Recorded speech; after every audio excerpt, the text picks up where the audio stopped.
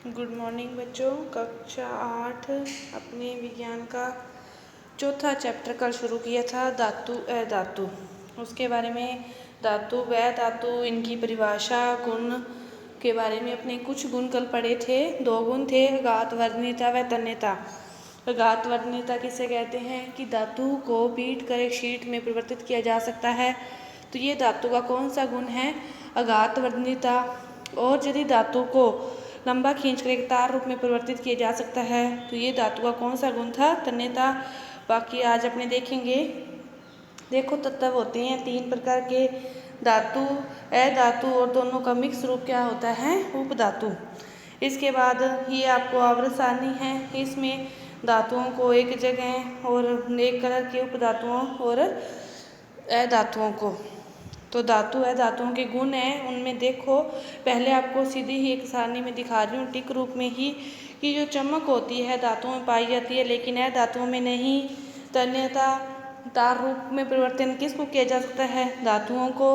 अघात वर्णनीयता का गुण भी किसमें पाया जाता है? धातुओं में। कठोर भी धातुएं होती हैं। ऊष्मा की चालक, ऊष्मा का चालक मतलब ऊष्मा को अवशोषित भी कौन करती है? धातुएं। और विद्युत धारा भी किस में से प्रवाहित हो सकती है? धातुओं में से। और ये सारे गुण अधातुओं में नहीं पाए जा सकते। बहुत ही सौखा तरीका है इसको समझने का और याद करने का। इसके बाद गुण धर्मों का वर्गीकरण किया गया है कि जो धात्विक चमक है, धातु की सतह कठोर होती है लेकिन अधातुओं की नहीं होती, और आयोडीन अधातु होते हुए भी हर चीज़ का कोई ना कोई अपवाद होता है। तो अधातुओं का ये अपवाद है कि आयोडीन अधातु होते हुए भी चमकीला होता है। कठोरता, धातुएं सामान्यतः कठोर होती है लेकिन जो लिथियम और सोडियम और पोटेशियम है ये मुलायम होती है और इन्हें चाकू से काटा जा सकता है। कठोरता सभी में पाई जाती है लेकिन अपवाद आजकल हर चीज़ में है, तो ये अपवाद भी इसमें बताए गए हैं। लेकिन अधातुएं कठोर नहीं होती, लेकिन कार्बन का प्ररूप हीरा है वो सबसे प्रकृति का सबसे कठोर वही है। रूप, धातुएं कमरे के ताप पर द्रव रूप में, ठोस रूप में पाई जाती है। और जो मरकरी है वो किस रूप में पाई जाती है? द्रव रूप में। मरकरी धातु होते हुए भी इसका अपवाद है ये। इसी प्रकार अधातुओं में ब्रोमीन है वो तरल रूप में पाई जाती है, बाकी सारी ठोस व गैसीय रूप में। अघात वर्णनीयता का गुण धातुओं में पाया जाता है और लेकिन अधातुओं में नहीं पाया जाता। इसके बाद धातुओं के जो गुण हैं वो बताए गए हैं कि जो कुछ पदार्थ हैं वो कठोर, चमकीले, अघात वर्णनीय, तन्य, धावनिक, ऊष्मा, विद्युत के सुचालक होते हैं। ये सामान्यतः धातुओं के गुण हैं और ये जिन में ये सारे गुण पाए जाते हैं वे वस्तुएं क्या कहलाती है? धातुएं कहलाती हैं। इसके लिए आपको एक बताया गया है कि धातुओं में एक निनाद ध्वनि होती है। इसके लिए एक प्रयोग के तौर पर आपको कहा गया है कि 2 डिब्बे हैं, एक लकड़ी का डिब्बा है और एक किसी धातु का बना हुआ डिब्बा आप ले लो।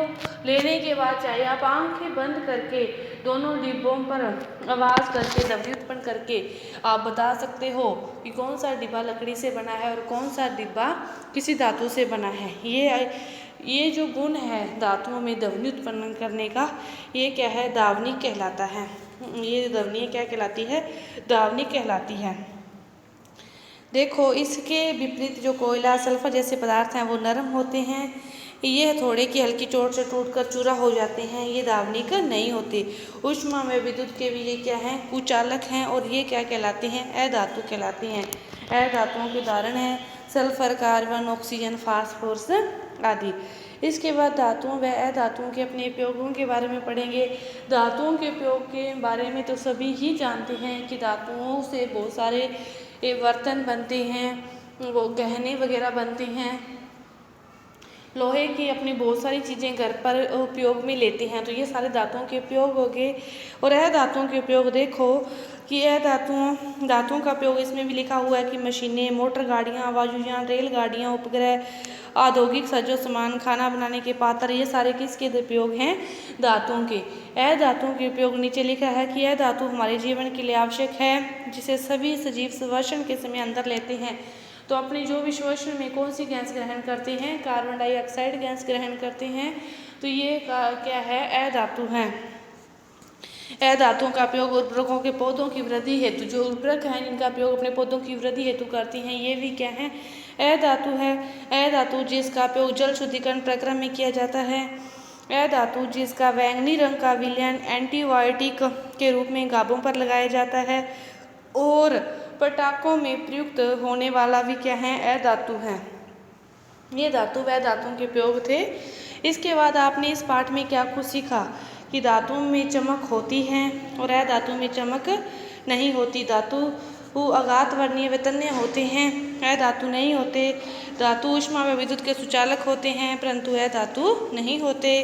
दहन करते पर धातु ऑक्सीजन से क्रिया विक्रिया कर धातु ऑक्साइड बनाते हैं जो क्षारीय प्रकृति के होते हैं और अ धातु ऑक्सीजन से विक्रिया कर अ धातु ऑक्साइड बनाते हैं। इनकी प्रकृति कैसी होती है, अम्लीय होती है।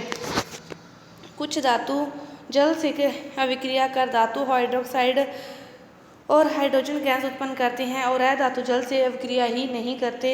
धातु अम्लों से क्रिया करते हैं, धातु लवण व हाइड्रोजन गैस बनाते हैं और अ धातु अम्लों से क्रिया ही नहीं करते।